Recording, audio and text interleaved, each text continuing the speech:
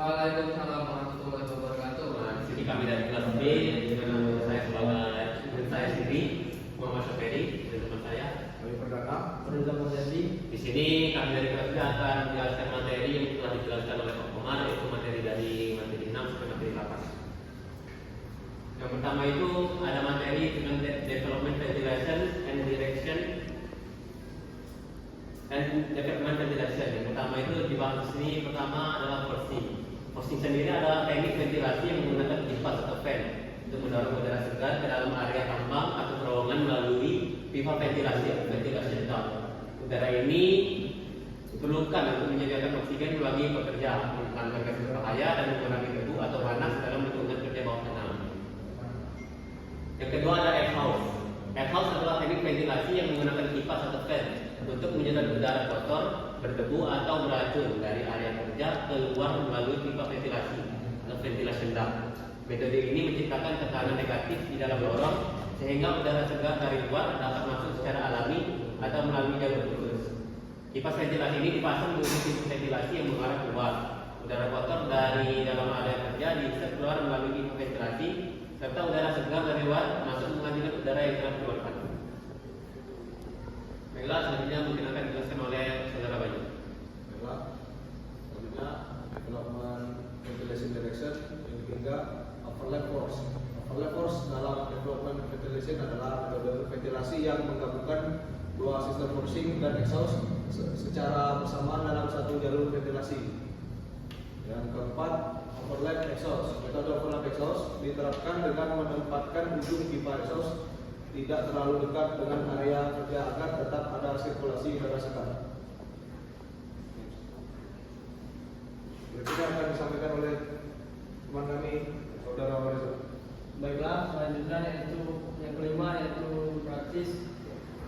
Praktis adalah teknik sementara yang digunakan dalam development ventilation atau ventilasi tambang secara pengembangan terowongan atau ruang kerja untuk mengarahkan aliran udara.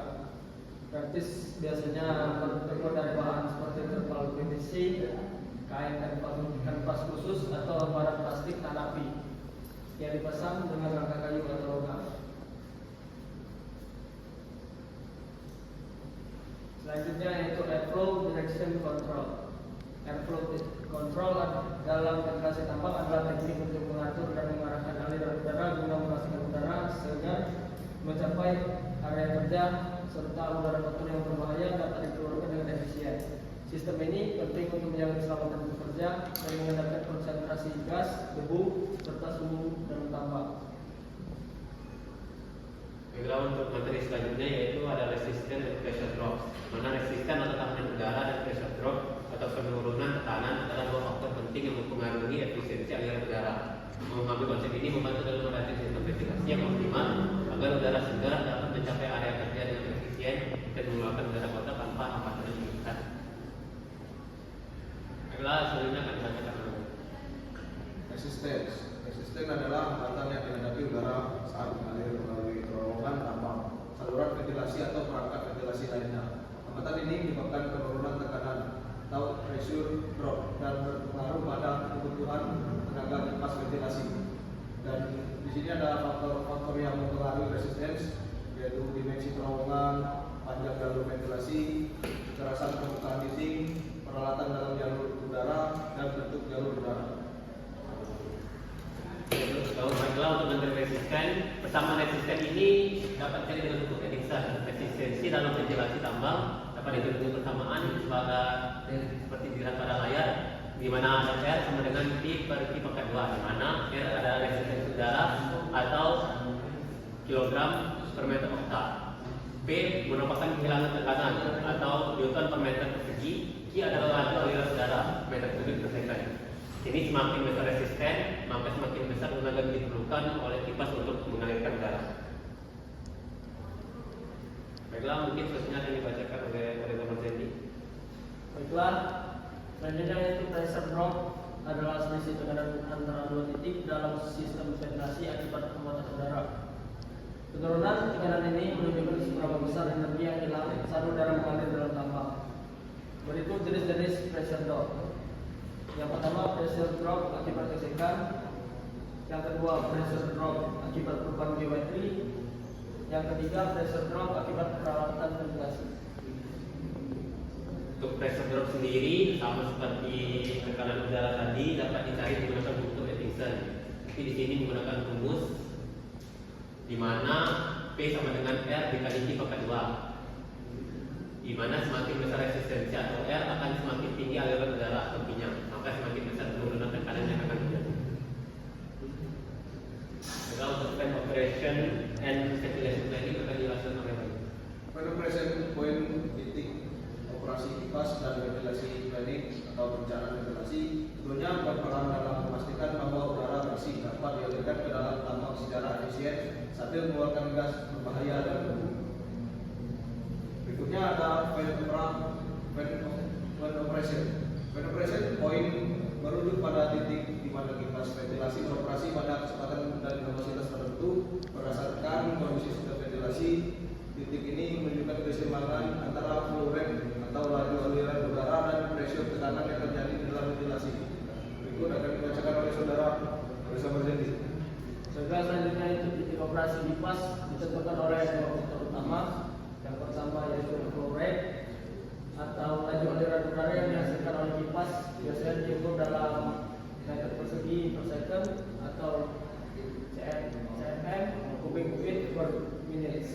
Yang kedua yaitu pressure atau tekanan yang diperlukan untuk mendorong udara melewati saluran ventilasi diukur dalam satuan Pascal.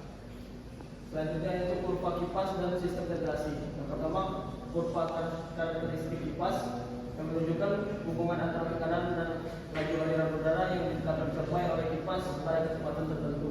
Dan yang kedua, kurva sistem ventilasi yang dimana menunjukkan bagaimana tekanan berkurang seiring dengan meningkatnya aliran udara yang melewati sistem ventilasi. Kurva ini bergantung pada faktor-faktor seperti panjang jalur ventilasi, jenis material permukaan, dan diameter jalur. Lalu untuk faktor-faktor yang mempengaruhi fan operation point sendiri, yang pertama ada laju aliran udara, kedua ada tekanan, ketiga ada resistensi dalam ventilasi, yang keempat ada kapasitas kipas dan karakteristiknya. Setiap kipas memiliki kapasitas maksimal dan karakteristik yang berbeda-beda. Yang kelima ada penggunaan booster fan atau auxiliary fan. Di sini untuk menambahkan kipas tambahan dapat mengubah titik operasi kipas utama. Berikutnya adalah ventilation. Adalah proses merencanakan dan merancang sistem ventilasi yang efisien di dalam tambang untuk memastikan udara segar dapat mengalir dengan lancar ke area kerja dan mengeluarkan udara kotor, gas berbahaya serta debu. Perencanaan ventilasi yang baik penting untuk keselamatan pekerja, efisiensi operasional, dan pengendalian kualitas udara di dalam tambang. Berikut langkah-langkah dalam menentukan ventilation planning. 1. Penilaian kebutuhan udara. 2. Perhitungan prestasi.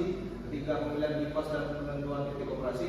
4. Desain jalur ventilasi. Dan yang kelima, penempatan kipas dan peralatan ventilasi. Pengertian ventilation planning. Perencanaan ventilasi tambang adalah proses merancang sistem ventilasi untuk memastikan bahwa udara segar dapat mencapai seluruh area kerja dan udara kotor dikeluarkan secara efisien. Tujuan dan bertujuan utama menyediakan udara segar dalam jumlah cukup, mengeluarkan gas berbahaya dan debu, mengurangi risiko ledakan gas metana dan akumulasi karbon monoksida, dan menghemat energi dengan sistem yang efisien. Baiklah, mungkin sekian presentasi dari kelompok kami. Kepada teman-teman, apabila ada yang ingin ditanyakan, silakan. Baiklah, kepada saudara Febri, silakan.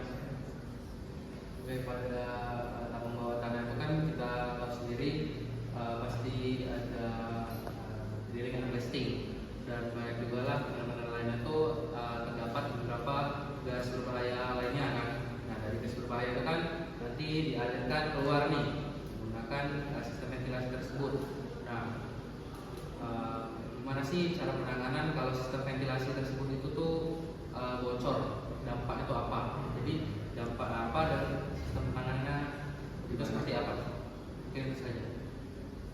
Baiklah, terima kasih kepada saudara Febri untuk pertanyaannya. Di sini kami akan berdiskusi sementara untuk mencari jawaban tersebut. Baiklah, untuk pertanyaan dari saudara Febri tadi mungkin akan dijawab oleh saudara Bayu. Baiklah, saya menjawab pertanyaan dari saudara Febri, yaitu pertanyaannya, dampak kebocoran udara atau air leks dalam sistem ventilasi tambang bawah tanah. Jawabannya adalah kebocoran udara dalam sistem ventilasi tambang bawah tanah dapat menyebabkan beberapa masalah serius seperti penurunan efisiensi ventilasi, meningkatkan konsumsi energi, akumulasi gas berbahaya, menurunkan efektivitas pengendalian debu dan temperatur, mengganggu sistem pengendalian ventilasi. Berikut ada cara-cara mengurangi kebocoran udara dalam sistem ventilasi tambang, yaitu memastikan konstruksi ventilasi lebih baik, pemeliharaan yang rutin, menutup area yang tidak digunakan, menggunakan material yang tepat, optimalisasi desain ventilasi, penggunaan ventilasi mekanis yang efektif, dan pelatihan bagi pekerja. Mungkin itu saja jawaban dari kelompok kami. Baik, sudah cukup jelas. Terima kasih. Terima kasih. Baiklah, terakhir sesi tanya jawab tadi, berakhir juga presentasi dari kelompok kami. Kami akhiri